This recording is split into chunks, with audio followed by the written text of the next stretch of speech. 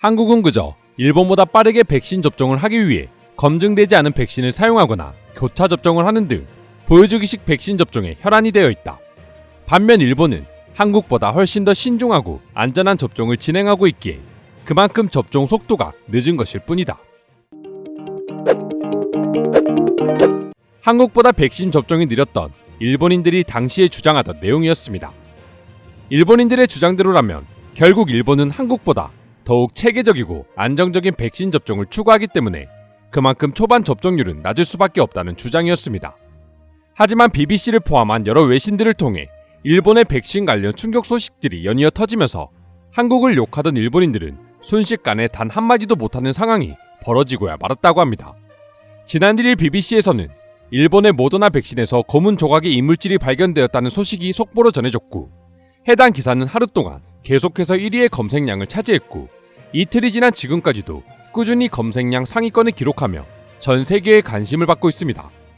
기사 내용에 의하면 일본 가나가와현의 한 약사는 모더나 백신 한 병에서 여러 개의 검은 입자를 발견하게 되었고, 이로 인해 다시 한번 일본 전역에서 모더나 백신 접종이 중단되었다고 합니다.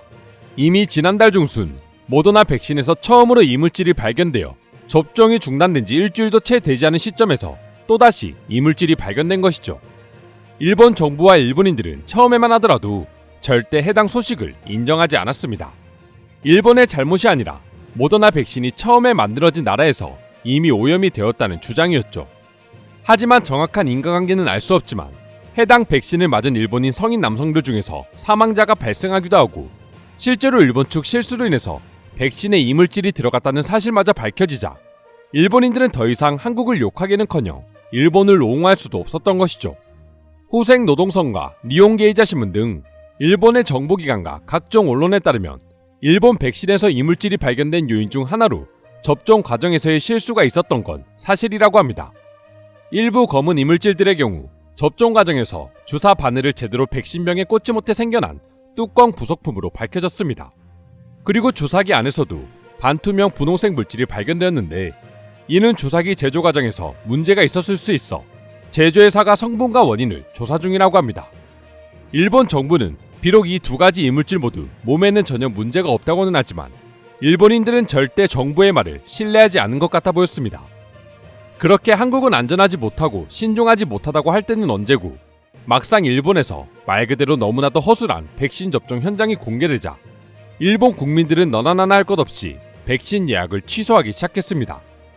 지난달에 이어 이번에 또다시 밝혀진 백신 이물질 사고로 인해 수많은 일본 국민들이 접종을 취소하기 시작했고, 특히 직장인들을 대상으로 한 단체 직장 접종의 경우 취소 사례가 하루 만에 무려 1000건이 넘었다고 합니다. 한국을 욕하며 일본의 접종 시스템을 죽어라 칭찬하던 일본인들의 모습이라고는 전혀 찾아볼 수 없는 빠른 취소 행렬이었죠. 자신들의 백신 접종 시스템을 그렇게 뛰어나다고 생각하고 있고, 일본 정부 역시 이물질이 나오기는 했지만 인체에는 전혀 무해하다고 발표까지 했는데, 굳이 이렇게 많은 사람들이 한 번에 접종을 취소하는 모습을 보고 있으면 역시나 오늘도 일본인들의 이중성을 확실하게 깨닫게 되는 것 같습니다. 사실 다들 아시는 것처럼 한국의 백신 접종 시스템이 뛰어나고 안 뛰어나고를 떠나서 과거부터 일본의 백신 운송 방식이나 백신 접종 과정에서 나온 어이없는 실수들을 보게 되면 일본인들이 도대체 왜 한국의 백신 접종을 가지고 비웃음을 쳤는지 도무지 이해할 수 없긴 합니다. 지금까지 알려진 일본의 어처구니 없는 백신 관련 실수를 간단하게만 요약해도 다음과 같습니다. 첫째로, 일본 후생 노동성이 화이자 백신 접종에 필요한 특수 주사기를 잘못 구매해 1200만 회분의 백신이 폐기될 위기에 처한 사건이 있었습니다. 후생성은 화이자 백신을 한 병당 6회 접종으로 계산해 총 7200만 명분에 달하는 백신을 들여오기로 계약했지만, 일본에서 구매한 주사기로는 한 병당 5회밖에 추출하지 못해 20%에 가까운 백신을 폐기 처분해야 하는 상황이 발생하고야 만 것이죠. 일본 정부가 확보한 것으로 알려진 화이자 백신 물량의 6분의 1 이상이 사실상 무용지물이 된 것입니다. 둘째로는 뒤늦은 운송 지침 문제입니다. 화이자 백신 초기 물량은 일본에 도착해 전국 각 지역 병원 등에 공급할 예정이었는데요. 한국은 백신이 공항에 도착하면 항공기에서 지상으로 옮겨 통관 절차 이후 차량 탑재, 통합물류센터, 접종기관으로 수송되는 단계별 과정을 실제로 이행하기에 앞서 모의 훈련하는 등 체계적인 운송 체계를 갖추고 있습니다. 하지만 일본은 백신이 공항에 도착한 지 10일이 지나서야 명확한 운송 지침을 발표해 일본 각지의 지자체에서 큰 혼선을 빚어 논란이 일기도 했습니다. 뿐만 아니라 후생성은 이 지침에 따라 오토바이 등으로 백신을 운송하는 계획을 잡아놓았는데 뒤늦게서야 화이자 측의 자문을 구해 백신에 진동을 가할 경우 효능이 떨어질 우려가 있다는 점을 확인한 후 새로운 운송 지침을 발표해 많은 일본 국민들이 아니라고 아날로그적인 일본 정부에 불만을 표하기도 했습니다. 셋째는 요코하마시 세야구에서 백신 고령자 집단 접종 중 상온에서 잘못 보관된 백신을 119명에게 접종한 사건이 있습니다. 요코하마시 세야 스포츠센터에서 진행된 백신 집단 접종을 위해 지난 26일 접종에 필요한 백신을 냉동고에서 냉장고로 옮기는 과정에서 실수가 발생했습니다. 어이없게도 백신을 옮긴 담당자가 백신을 보관할 냉장고에 전원 연결이 안 된 것을 확인도 하지 않고 접종을 진행한 것입니다. 백신 접종 도중 뒤늦게 담당자가 냉장고에 전원이 연결되지 않은 것을 발견했지만 이미 접종 예정자의 절반에 가까운 119명이 상온 보관된 백신을 맞은 상태였었죠.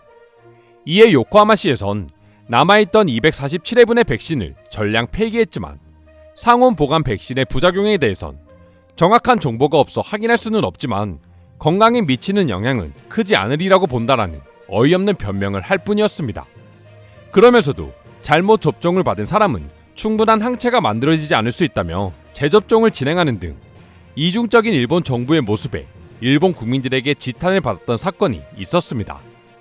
이 외에도 사람이 직접 가방을 메고 백신을 운송하는 등 아시아의 최대 선진국이라고 자부하던 일본의 반전 모습을 보고 수많은 외신들은 놀라움을 금치 못하기도 했었습니다. 결국 일본인들이 그렇게 한국을 욕하며 자랑했던 자신들의 접종 시스템은 우리가 생각하는 것 그 이상으로 최악이었던 것이죠. 그리고 일본인들 역시 이런 사건 사고들이 줄지어 터지자 이제는 자신들의 나라가 얼마나 가진 게 없는지 깨닫기 시작한 것 같습니다. 백신 접종 관련 뉴스에 달린 댓글들만 보더라도 한국을 욕하기보다는 일본이라는 나라 자체를 한탄하고 비난하는 비중이 압도적으로 증가하고 있다는 걸 확인할 수 있습니다. 그도 그럴 것이 지금 일본은 하루에 2만 명에 가까운 확진자가 계속해서 생겨나고 있고 심지어 콜롬비아에서 유래한 뮤 변이 바이러스까지 유입된 사실이 확인되었다고 합니다. 뮤 변이 바이러스는 세계보건기구가 관심 변이 바이러스로 지정할 만큼 큰 위험성을 가지고 있다는데요. 하루가 멀다 하고 들려오는 이 같은 소식에 이제 일본인들은 일본 정부에 대한 모든 신뢰와 기대를 포기한 듯해 보이기도 했습니다. 지금 일본의 상황을 보면 과연 백신에서 이물질이 또 발견되지 않을 거라는 확신도 없어 보이긴 합니다. 진정한 선진국이라면 위기 상황에서 제대로 그 나라의 힘과 능력을 보여줘야 하겠지만 일본은 반대로 위기 상황이 닥치자 자신들이 진정한 선진국이 아니라는 걸 제대로 보여주고 있는 것 같다는 생각도 듭니다. 오늘 영상은 이쯤에서 마무리하도록 하겠으며 오늘도 끝까지 영상 시청해주셔서 감사드립니다. 이상 종크TV였습니다.